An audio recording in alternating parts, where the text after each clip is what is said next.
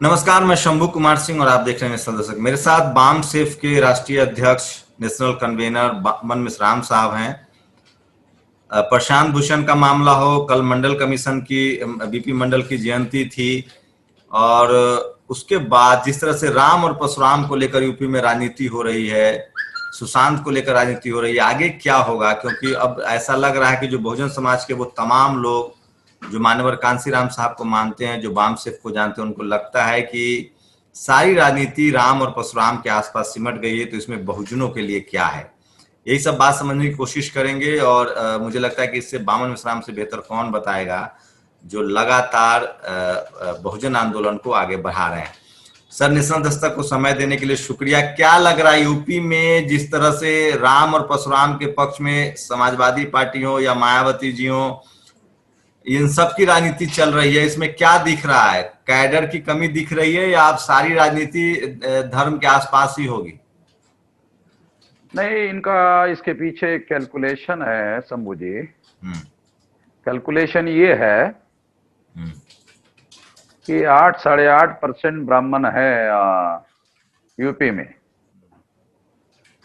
गंगा जो बहती है वहां से लेकर हम्म। उत्तर प्रदेश से गुजरती हुई जाती है लगातार।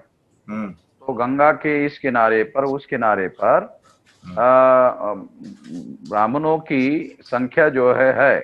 हम्म। सारे देश का जो पॉपुलेशन है ब्राह्मणों का वो 3.5% एवरेज है। हम्म। जैसे जैसे हम साउथ इंडिया की तरफ जाते हैं हम्म। वैसे वैसे उनका परसेंटेज घटता जाता है। हम्म। मगर उत्तर प्रदेश में काशीराम जी उसको कहा करते थे कि ये आर्यावर्त है ब्राह्मणों का। हम्म। हाँ, तो इस लिहाज से वहां पर 8.5% ब्राह्मणों का पॉपुलेशन है। और अखबारों की अगर सुन ले मान ले हम्म। तो 53 ऐसी विधानसभाएं है जहां वो लोग जितवाने में और हरवाने में बड़ी भूमिका का निर्वहन कर सकते हैं 403 में से। तो इन लोगों को दिल्ली वाले जो है बीजेपी वाले एसपी और बीएसपी को अलग करने में कामयाब हो गए लोकसभा के चुनाव के बाद। और इनके बीच में झगड़ा लगाने में भी कामयाब हो गए। और अब ऐसे कहा जा रहा है कि दोनों अलग अलग चुनाव लड़ने वाले हैं। मैंने कई लोगों से वार्ता की तो वो लोग भी कहते कि हाँ अलग अलग लड़ने वाले हैं। तो अलग अलग लड़ने वाले हैं इसका मतलब है कि बीजेपी को ज्यादा से ज्यादा फायदा होगा। तो ये सोचते हैं दोनों के दोनों जब अलग लड़ना है तो ब्राह्मणों को अपने अपने समर्थन में लाना चाहिए। समाजवादी पार्टी को भी लगता है और बहुजन समाज पार्टी को भी लगता है। मगर मेरा ऐसा आकलन है और मेरे पास डाटा है कि जब समाजवादी पार्टी किसी ब्राह्मण को टिकट देती है, अगर वहां चुनाव जीतने की संभावना है तो ब्राह्मण वहां समाजवादी पार्टी के ब्राह्मण को वोट देते हैं। अगर बहुजन समाज पार्टी किसी ब्राह्मण को टिकट देती है और यदि वहां ब्राह्मणों को ये लगे कि वहां ब्राह्मण चुनाव जीत सकता है तो ब्राह्मण पूरी तरह से पोलराइज हो जाते हैं और वहां पर उस ब्राह्मण को वोट देते हैं।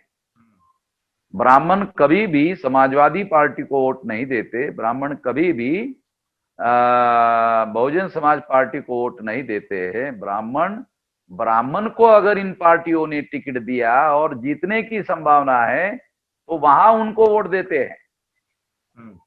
मैं विश्लेषण करके समझा रहा हूं शंभू जी, समझने की कोशिश अब करिए। वही वही सुन रहा हूँ सर। हाँ।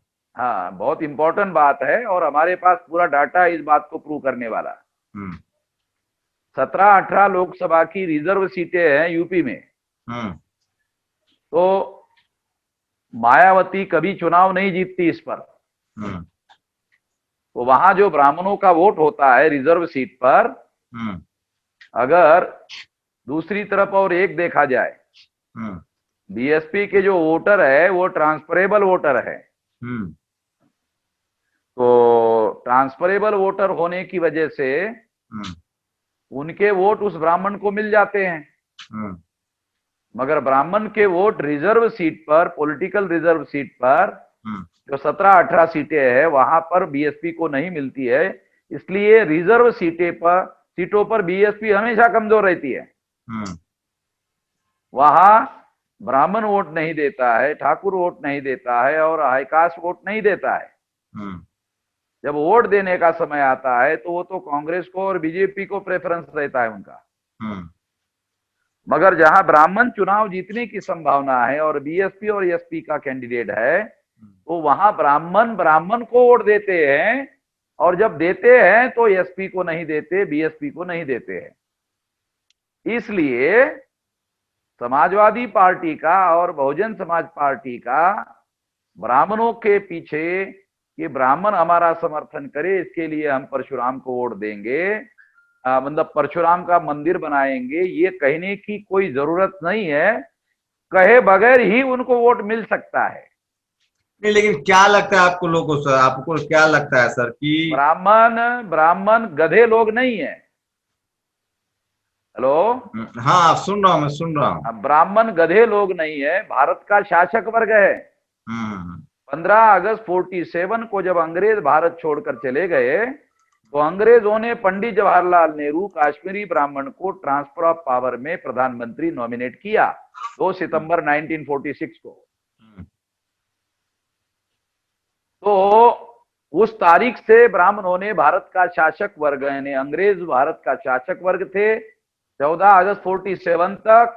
उसके बाद ब्राह्मणों ने भारत का शासक वर्ग बनने का अभियान शुरू किया और आज विधायिका में, कार्यपालिका में, न्यायपालिका में और मीडिया में ब्राह्मणों ने पूरी तरह से कब्जा कर लिया है। और भारत का शासक वर्ग है ब्राह्मण गधा नहीं है इनको वोट देने के लिए। मैं कह रहा हूं सर, क्या लग रहा है बीजेपी जिस तरह से इकोनॉमिक वीकर सेक्शन को आरक्षण दे रही है, राम मंदिर का शिलान्यास कर दिया, 370 हटा दिया, प्राइवेटाइजेशन कर, रिजर्वेशन कर रही है, ऐसी स्थिति में क्या जनरल कैटेगरी के लोग वोट देंगे चाहे कुछ भी बोले? आपको भरोसा है, लगता है?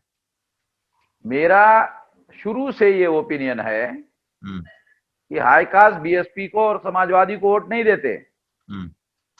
आरजेडी को, तेजस्वी यादव की पार्टी को, वहां बिहार में ब्राह्मण और भूमिहार जो है वो थोड़ा नीतीश कुमार और बीजेपी के तरफ है, और राजपूत लोग जो है प्रोफेसर जो थे ना अपने रघुवंश प्रसाद सिंह जो है ईमानदार आदमी थे और उनको थोड़ा मान्यता भी थी, लालू जी के बाद उनका ही नाम चलता था।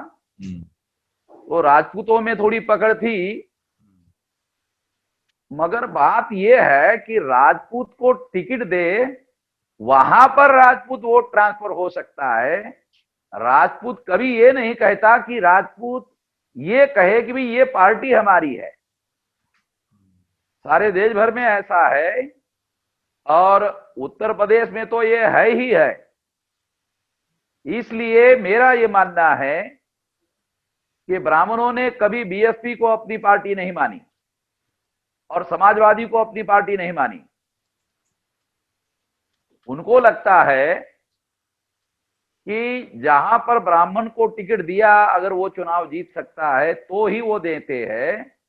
तो ब्राह्मण गधा नहीं है। इनको नॉन ब्राह्मण को जहां पर ब्राह्मण को टिकट नहीं दिया गया वहां वो पार्टी के सपोर्टर नहीं बन सकते हैं ब्राह्मण। अच्छा, आपको क्या लग रहा है कि मुस्लिम मतदाताओं का क्या रुझान रहेगा?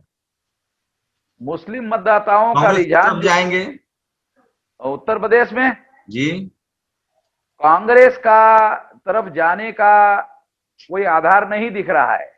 उसकी वजह बताता हूं। कांग्रेस का जो बेसिक वोट था वो बेसिक वोट ब्राह्मण और हाई कास्ट लोगों का बेसिक वोट था। उसके बाद में शेड्यूल कास्ट था। ये दोनों का बेसिक वोट था। तो ब्राह्मण और ऊंचे जाति के तरफ, नीचे जाति के लोग बीजेपी के तरफ चले गए और शेड्यूल कास्ट के लोग बीएसपी के तरफ चले गए। इसलिए कांग्रेस के पास बेसिक वोट नहीं है, और ये सारे मुसलमानों को मालूम हो गया। इसलिए बेसिक वोट ना होने की वजह से मुसलमान कांग्रेस के साथ नहीं जा सकते।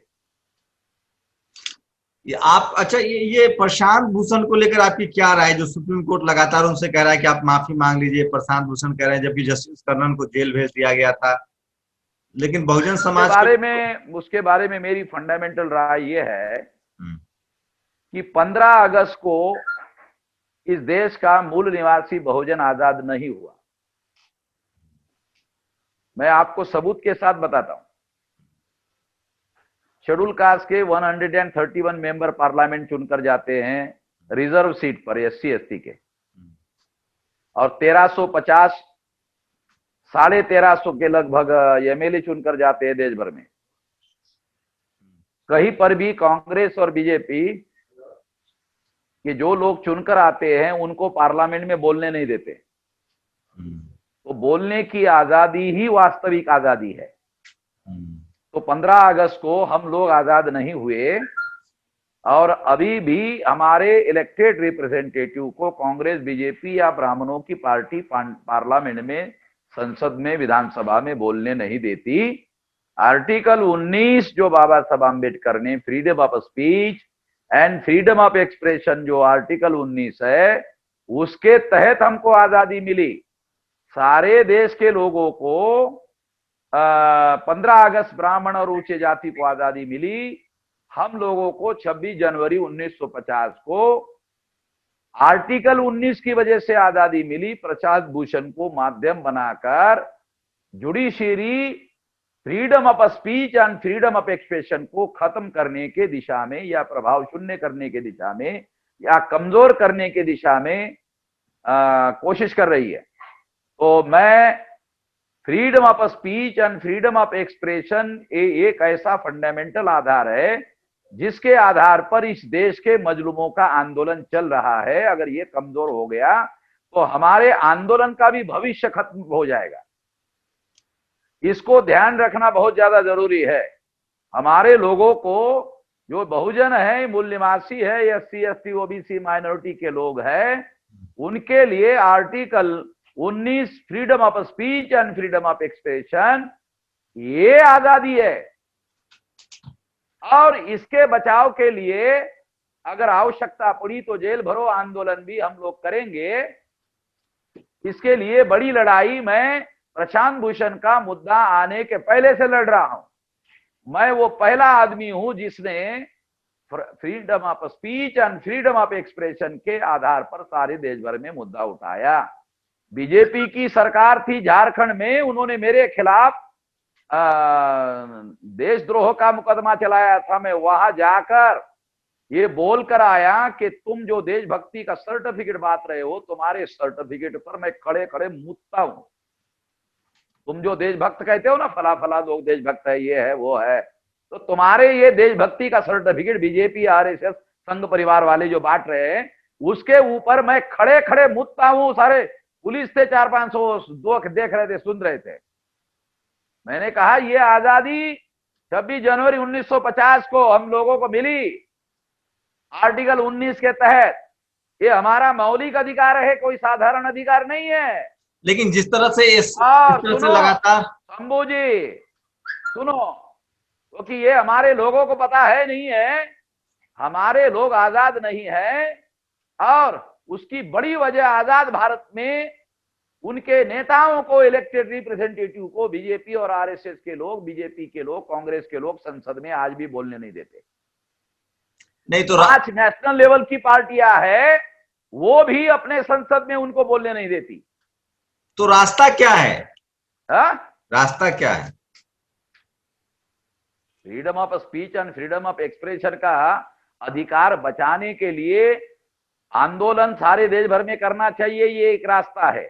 दूसरा रास्ता है, जैसे जैसे आंदोलन 6 लाख गांव की तरफ आगे बढ़ेगा, वैसे वैसे उसका पॉलिटिकल क्लाउड बढ़ेगा। आपको शायद पता नहीं मैंने ये बताया कि नहीं बताया, 2019 के चुनाव में एक पार्टी ने हमको, नेशनल लेवल के पार्टी ने 40 लोकसभा की सीटें का ऑफर दिया था, और करोड़ रुपए निधि के तौर पर देने का भी वादा किया था। अगर ये सीटें और किसी एससी एसटी ओबीसी के पार्टियों को देने का वादा होता तो वो लोग जमीन पर 1 फीट उड़ जाते। तो मैंने वो प्रस्ताव रिजेक्ट कर दिया। मैं ये इसलिए बता रहा हूं शंभू जी, क्योंकि हमारा पॉलिटिकल इंटरवेंशन नहीं है और पॉलिटिकल पावर में शेयर नहीं है, मगर पॉलिटिकल क्लाउड हमारा अभी आज के तारीख में है। 2024 तक और बहुत ज्यादा बढ़ेगा। 2029 तक तो हम लोग अपने ही बलबूते केवल मात्र अपनी सीटों को चुनवाने के लायक हो जाएंगे देश भर में। सर लेकिन जो आंदोलन है, जो नेता आ रहे हैं, वो बामसेफ का जो आपका आंदोलन है, जो बहुजन आंदोलन है, ओबीसी की बात कर ले तो ओबीसी में जागरूकता तो बहुत कम है सर, जिस तरह से लोग बात कर रहे हैं उस पर क्या करने की जरूरत है? ओबीसी के अंदर जो थोड़ी बहुत राजनीतिक चेतना है, वो राजनीतिक चेतना एक नॉर्थ इंडिया में अच्छी बात है, साउथ इंडिया में भी है। और अगर शेड्यूल कास्ट और बैकवर्ड क्लास और शेड्यूल ट्राइब के लोग अपने राजनीतिक हितों के लिए ढीला ढाला भी गठबंधन बनाते हैं, वो भी इसका केंद्रीय सत्ता पर बहुत ज्यादा गहरा असर पड़ सकता है। ये बात कांचीराम जी ने उत्तर प्रदेश में करके दिखाया और यही बात लालू जी बिहार में करते रहे हैं। जब आपको पता नहीं होगा, मुलायम सिंह का और कांचीराम जी का जब गठबंधन हुआ था तो अयोध्या में बीजेपी चुनाव हार गई थी। पता है क्या आपको? अयोध्या में चुनाव हार गई थी। तो बीजेपी और कांग्रेस ने मिलकर, दोनों ने मिलकर ईवीएम मशीन लाया है। क्या पता है आपको? कभी आपने खबर तो दिखाया नहीं इस बात को कि इंदिरा गांधी के जीवन काल में, इंदिरा गांधी के जीवन काल में, सुनिए, इंदिरा गांधी के अभिषेक मनु संघ भी 84 के पहले प्रस्ताव रखवाया, अटल बिहारी ने समर्थन दिया, सीताराम येचुरी जो मार्क्सवादी कम्युनिस्ट पार्टी ने समर्थन दिया। इन 3 ब्राह्मणों ने मिलकर ईवीएम मशीन लाया। ये तीनों आज भी ईवीएम के समर्थन में इसलिए चल रहा है। तो फिर 2024 में तो ईवीएम रहेगा, फिर तो आप लोग बहुजनों की कभी बात ही, आपका वोट ही काउंट नहीं होगा। हमारी छोड़ो, कांग्रेस की क्या हालत है ईवीएम की वजह से? हमारी छोड़ो, कांग्रेस की क्या हालत है? लेकिन कांग्रेस बीजेपी को तो आप, कांग्रेस बीजेपी को तो भाई भाई कहते हैं ना हम लोग, आप भी कहते हैं। उनका तो सत्ता में भागीदारी उनकी है ही। पत्रकार है, इसके बावजूद भी पता नहीं आपको। मेरे पास डॉक्यूमेंट्री एविडेंस है, सुप्रीम कोर्ट में दाखिल कर चुका हूं। और सारी बातें, अभी जो मध्य प्रदेश, छत्तीसगढ़ और राजस्थान में कांग्रेस ने विधानसभा का 2018 में चुनाव जीता, जब कांग्रेस ने ईवीएम के मुद्दे पर दूसरी पार्टियों को, 21 पार्टियों को हवा देना शुरू कर दिया, तब उसको चुप कराने के लिए नरेंद्र मोदी ने कांग्रेस को कहा, चुप रहो, ये 3 राज्यों में तुम्हारा मुख्यमंत्री बनाते हैं और लोकसभा में उसी राज्यों से हमको बहुमत मिलेगा। इस मुद्दे पर कांग्रेस और बीजेपी का समझौता हुआ था। और मध्य प्रदेश का मेरे पास डाटा है, 230 विधानसभा में 203 विधानसभा के अंतर जितने लोगों ने वोट डाले उससे ज्यादा वोट मशीन से निकले। मेरे पास डाटा है और बहुत सारा डाटा है। और मेरी केस अभी भी सुप्रीम कोर्ट में पेंडिंग है, रिवीजन दाखिल है मेरी अभी भी।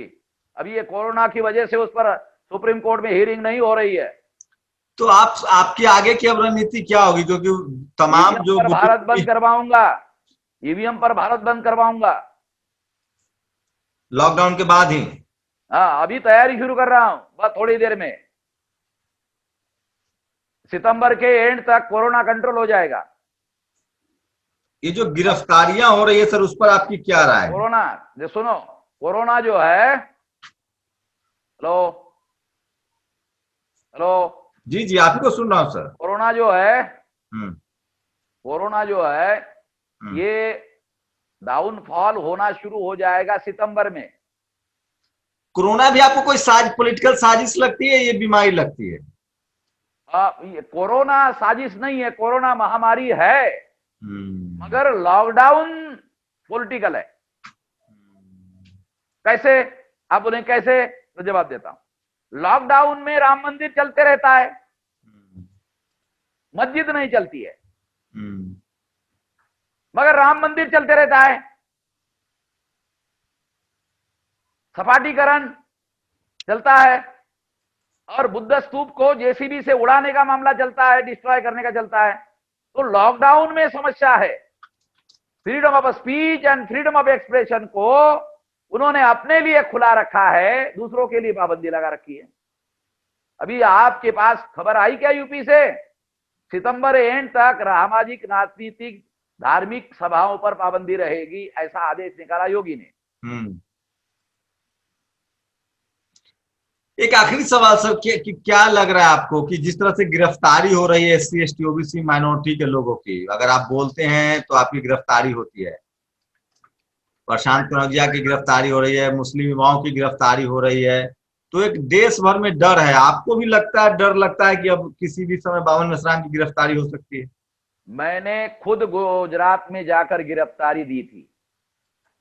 वो मुझे गिरफ्तार नहीं कर रहे थे, तो मैंने कहा मैं खुद ही देता हूं। तो मैं खुद जाकर के गिरफ्तारी दी, तो सारे देश के पुलिस चौकियों में हंगामा हुआ था।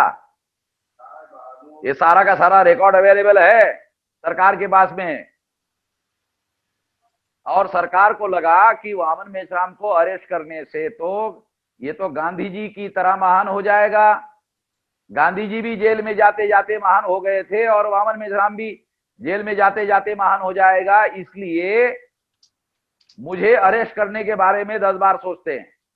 ठीक है, इसलिए अरेस्ट नहीं करते, तो मैं खुद ही अरेस्ट करने के लिए गया था, मुझे डर नहीं लगता। ठीक है, पहली बात। दूसरी बात, जो लोग अरेस्ट हो रहे हैं या तो वो इंडिविजुअल है, उनके पास कोई संगठनात्मक बैकग्राउंड नहीं है। अब इनके पास क्या बैकग्राउंड है? दुआ के पास शर्जिल जो है, शर्जिल इस्लाम जो है, उसके पास क्या संगठनात्मक बैकग्राउंड है? क्या बैकग्राउंड है उसके पास? कोई बैकग्राउंड तो है नहीं है।